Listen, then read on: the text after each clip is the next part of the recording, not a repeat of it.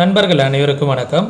நம்ம சேனலில் Nifty, bank Nifty, fin Nifty, mid cap போன்றவைகளுக்கான சப்போர்ட் அண்ட் ரெசிஸ்டன்ஸும் இன்ட்ராடேல மார்க்கெட் எப்படிலாம் ட்ரேட் ஆகிறதுக்கான வாய்ப்புகள் இருக்குது அப்படிங்கிறதையும் நம்ம வீடியோவாக பதிவிட்டுக்கிட்டு இருந்தோம். நம்ம பதிவிடக்கூடிய தகவல்கள் நிறைய புதிய பிகினர்ஸ்க்கும் ஏற்கனவே ஷேர் மார்க்கெட்டில் ட்ரேட் பண்ணிட்டு இருக்கக்கூடிய நண்பர்களுக்கும் ரொம்பவே உதவிகரமாக இருந்துகிட்டு இருக்கு. நம்ம இப்போதைக்கு பார்க்க போகிறது என்ன பார்க்க போகிறோம்னா வீக்லி அனலைசிங் வீடியோ பார்க்க போகிறோம். வீக்லியில் மார்க்கெட் எப்படி க்ளோஸ் ஆகிருக்கு, வர இருக்கிற வாரங்கள் எப்படி மார்க்கெட் மூவ் ஆகிறதுக்கான வாய்ப்புகள் இருக்குது அப்படிங்கிறதெல்லாம் இந்த வீடியோ மூலயமா பார்க்கலாம் வாங்க.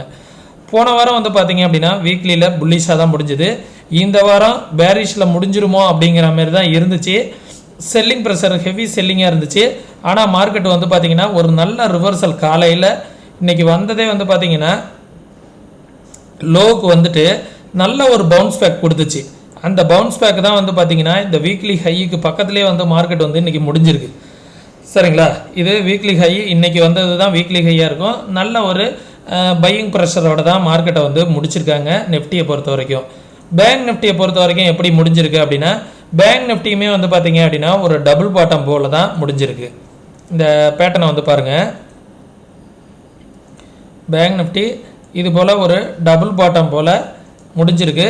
பேங்க் நிஃப்டி இந்த இடத்துலேருந்து பிரேக் அவுட் ஆனிச்சு அப்படின்னா நல்ல ஒரு அப் ட்ரெண்ட் வருவதற்கான வாய்ப்புகள் இருக்குது பேங்க் நிஃப்டி. சரிங்களா, வீக்லியில் பேங்க் நிஃப்டியும் நல்ல ஒரு புல்லிஷில் தான் முடிஞ்சிருக்கு. ஆல் டைம் ஹையை பிரேக் பண்ணுச்சு அப்படின்னா பேங்க் நிஃப்டியில் ஒரு நல்லாவே ஒரு பையிங் ப்ரெஷர் வருவதற்கான வாய்ப்புகள் இருக்குது அப்படிங்கிறது தான் சொல்லுது. சரிங்களா, ஓவராலாக பார்த்தீங்கன்னா பேங்க் நிஃப்டி இந்த ட்ரெண்டில் நல்லாவே டச் பண்ணிட்டு மேலே போயிட்டுருக்கு. இந்த டபுள் பாட்டம் மாரி கிரியேட் ஆகிருக்கிறத ஆக்டிவேட் ஆகுதா அப்படிங்கிறத பார்க்கணும்.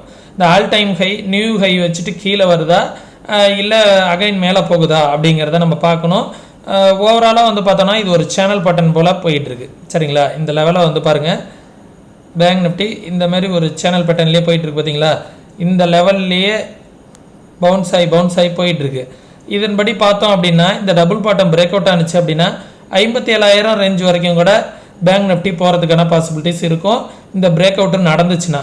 சரிங்களா, தென் நெஃப்டியை பார்த்தோம் அப்படின்னா நெஃப்டியுமே இப்போ இந்த லெவலில் இதை இப்படி மாற்றி இது பண்ணிக்கலாம்.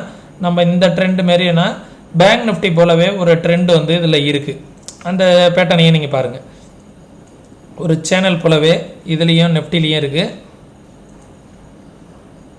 தெரியுதுங்களா, இந்த மாதிரி ஒரு சேனல் பேட்டர்ன் தான்.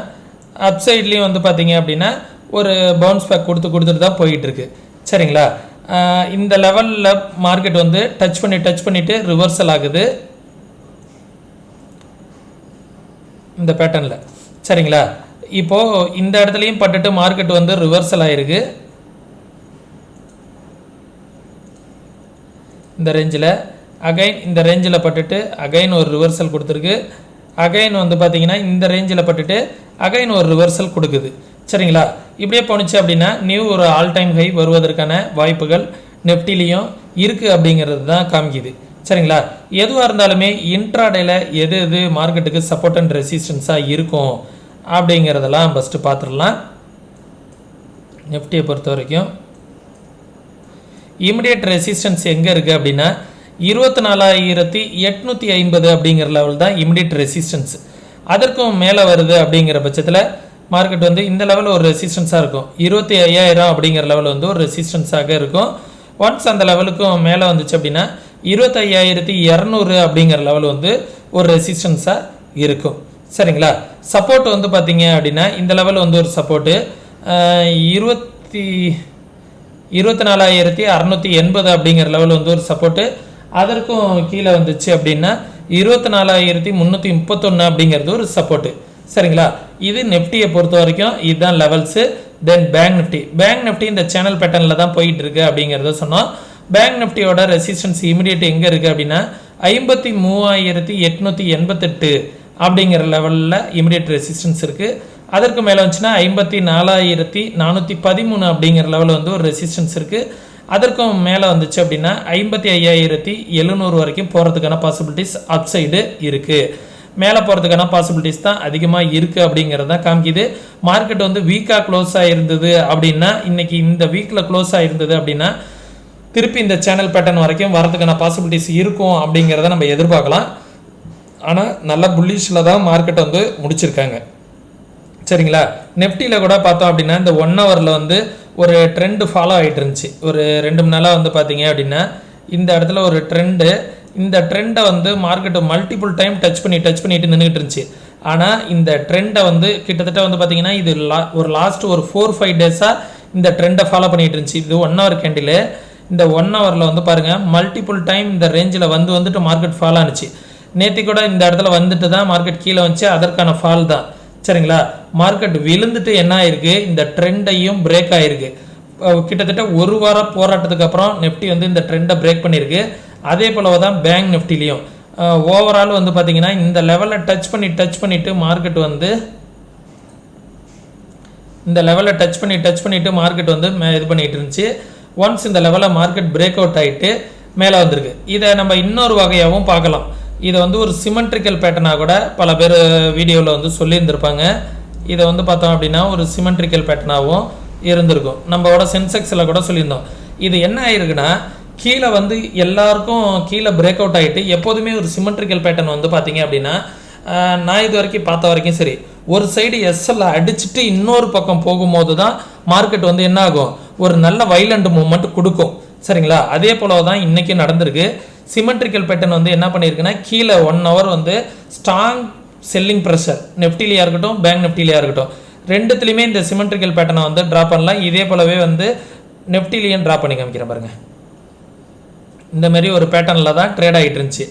இந்த பேட்டர்ன் படி பார்த்தோம் இப்படி கூட வச்சுக்கலாம், இல்லை இப்படி கூட வச்சுக்கலாம். சரிங்களா. மல்டிபிள் டைம் இந்த இடத்துல வந்து டச் பண்ணிச்சு. இதை பிரேக் பண்ணிட்டு தான் மார்க்கெட் வந்து இன்றைக்கி கீழே விழுந்துச்சு. இந்த சிமெட்ரிக்கல் பேட்டர்ன் ஏதாவது ஒரு சைடு வந்து எதர் சைடு ஏதாவது ஒரு சைடு பிரேக் அவுட் ஆகிட்டு எஸ்எல் ஹண்ட் பண்ணிவிட்டு அனதர் ஒன் சைடு வந்து பார்த்தீங்கன்னா ஒரு ஹெவி மொமெண்டம் கொடுக்கும். அப்படி தான் இன்றைக்கி கொடுத்துட்டு வி ஷேப் ரெக்கவரி நெஃப்டியாக இருக்கட்டும் பேங்க் நெஃப்டியாக இருக்கட்டும். ஃப்ரைடே வந்து பார்த்தீங்க அப்படின்னா ஒரு ஹெவி பையிங் ப்ரெஷர் வந்துச்சு. அதுதான் இப்போ வந்திருக்கு. சரிங்களா. சப்போர்ட் வந்து பார்த்தீங்கன்னா இந்த லெவல் வந்து ஒரு சப்போர்ட்டாக இருக்கும். 53,193 அப்படிங்கிற லெவல் வந்து ஒரு சப்போர்ட்டாக இருக்கும்.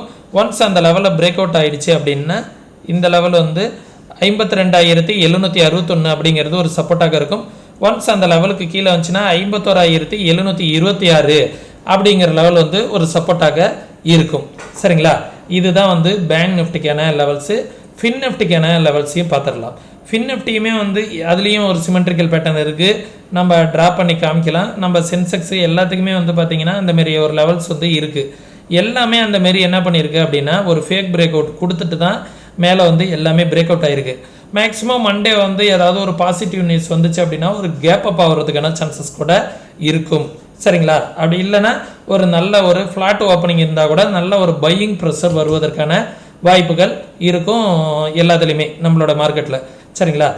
இமிடியட் ரெசிஸ்டன்ஸ் எங்கே இருக்குது அப்படின்னா இன்றைக்கி ஃப்ரைடே, இந்த வீடியோ நான் வந்து ஃப்ரைடேவே எடுத்துக்கிட்டு இருக்கேன். ஃப்ரைடே வந்து பார்த்தீங்க அப்படின்னா 24,898 இந்த லெவலே வந்து இமிடியட் ரெசிஸ்டன்ஸ். இது வந்தது ஒரு ரெசிஸ்டன்ஸ். அதற்கு மேலே வந்துச்சுன்னா 25,000 அப்படிங்கிற லெவல் ரெசிஸ்டன்ஸ். அதற்கு மேலே வந்துச்சுன்னா 25,200 அப்படிங்கிற லெவல் வந்து ஒரு ரெசிஸ்டன்ஸாக இருக்கும். தென் சப்போர்ட் வந்து பார்த்தீங்கன்னா இந்த லெவல் சப்போர்ட் 24,685 அப்படிங்கிற லெவல் வந்து ஒரு சப்போர்ட்டாக இருக்கும். ஒன்ஸ் அந்த லெவலுக்கு கீழே வந்துச்சுன்னா 24,567 அப்படிங்கிற லெவல் வந்து ஒரு சப்போர்ட்டாக இருக்கும். அதற்கு கீழே வந்துச்சுன்னா 24,372 அப்படிங்கிறது ஒரு சப்போர்ட்டாக இருக்கும். அப்படி வந்ததுன்னா ட்ரெண்டு வந்து ஒரு மேஜரான சப்போர்ட்டு. இந்த ட்ரெண்டு மேலே வந்து ஒரு அப்சைடு வந்து ஒரு மொமெண்டம் கொடுப்பதற்கான வாய்ப்புகள் இருக்குது அப்படிங்கிறது தான் இதுவும் காமிக்குது. தென் மிட் கேப்புமே வந்து பார்த்தீங்கன்னா இந்த ட்ரெண்டை பிரேக் அவுட் ஆனிச்சு. இந்த ட்ரெண்டு பிரேக் அவுட் ஆனிச்சுன்னா மார்க்கெட் ஃபால் ஆகும் அப்படிங்கிறத சொல்லியிருந்தோம். இந்த ட்ரெண்டை பிரேக் அவுட் ஆகிட்டு ஒரு நல்ல ஒரு ஃபால் அது வந்து பார்த்தீங்க அப்படின்னா ஒரு ஃபால் ஆகிட்டு நெஃப்டி ரெக்கவர் ஆகும்போது அதுவும் சேர்ந்து ரெக்கவரி ஆகிடுச்சு. அதில் வந்து பார்த்தீங்கன்னா 12,937 அப்படிங்கிறது ஒரு சப்போர்ட்டு. அதற்கு கீழே 13,000 அப்படிங்கிற லெவல் வந்து ஒரு சப்போர்ட்டு.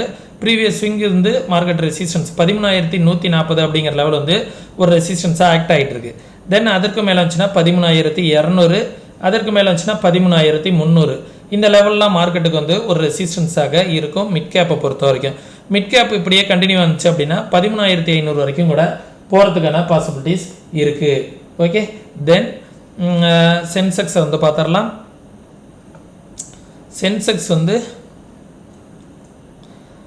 சென்செக்ஸ்லேயும் நம்ம சொல்லியிருந்தோம் ஒரு ஃப்ளாக் பேட்டர்ன் வச்சுருக்கு. இந்த ஃப்ளாக் பேட்டர்னோட வேலிடிட்டியே வந்து பார்த்திங்கன்னா நல்ல ஒரு மேலே அப்சைடு போகிறதுக்கான பாசிபிலிட்டிஸ் இருக்கும். நல்ல ஒரு எஸ்எல் ஹண்ட் பண்ணியிருக்கு. மார்க்கெட் வந்து நல்ல ஒரு மேலே போகிறதுக்கான ஒரு இண்டிகேஷனில் தான் இருக்குது அப்படிங்கிறது தான் இது காமிக்குது. 82,300 அப்படிங்கிற லெவல் வந்து ஒரு இமிடியேட் ரெசிஸ்டன்ஸ். அதை பிரேக் அவுட் ஆகிடுச்சு அப்படின்னா 83,362 அப்படிங்கிறது ஒரு ரெசிஸ்டன்ஸ். அதற்கு மேலே போனால் இந்த கேப் ஃபில்லிங் இருக்குது. 84,166 அப்படிங்கிற இந்த கேப் ஃபில்லிங் வரைக்கும் வரும்.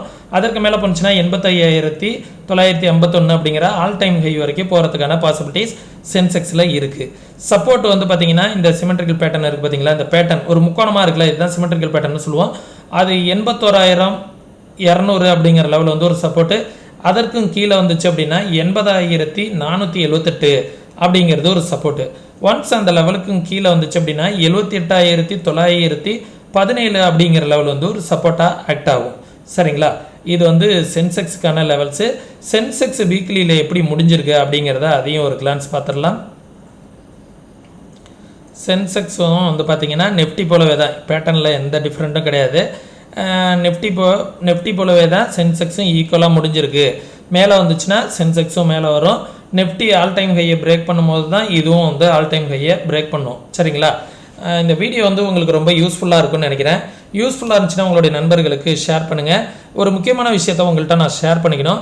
நம்மளோட ஸ்ட்ராட்டஜிஸ் வந்து நீங்கள் ஃப்ரீ ஆஃப் காஸ்ட்டில் கற்றுக்கணும் அப்படின்னு நினச்சிங்க அப்படின்னா உங்களுக்கு வந்து 2 விதமான ஸ்ட்ராட்டஜிஸ் வந்து நான் ஃப்ரீ ஆஃப் காஸ்ட்டில் கற்றுத்தரேன். இதுக்காக நீங்கள் எந்த வித பேமெண்ட்டும் நீங்கள் பண்ணணுங்கிற அவசியம் கிடையாது. நீங்கள் செய்ய வேண்டியது எல்லாமே நம்ம ரெஃபரல் கீழே நீங்கள் ஃப்ரீ டீமெண்ட் அக்கௌண்ட் வந்து ஓப்பன் பண்ணிக்கணும். நம்ம ரெஃபரல் கீழே நீங்கள் டீமெண்ட் அக்கௌண்ட் வந்து ஓப்பன் பண்ணிட்டீங்க அப்படின்னா, ஓப்பன் பண்ணிவிட்டு உங்களோட கிளைண்ட் ஐடியை வந்து எனக்கு நீங்கள் வாட்ஸ்அப்பில் அனுப்பிவிட்டீங்க அப்படின்னா உங்களுக்கு அந்த கிளாஸஸ்க்கான அக்சஸ் வந்து உங்களுக்கு கிடைச்சிடும். சரிங்களா, விருப்பம் இருக்கக்கூடிய நண்பர்கள் டிஸ்கிரிப்ஷனில் உள்ள லிங்கை பயன்படுத்தி அக்கௌண்ட் வந்து ஓப்பன் பண்ணிக்கோங்க. அதே நேரத்தில் நம்ம சொல்லக்கூடிய தகவல்கள்லாம் அப்படியே நடக்கணுங்கிற அவசியம் இல்லை.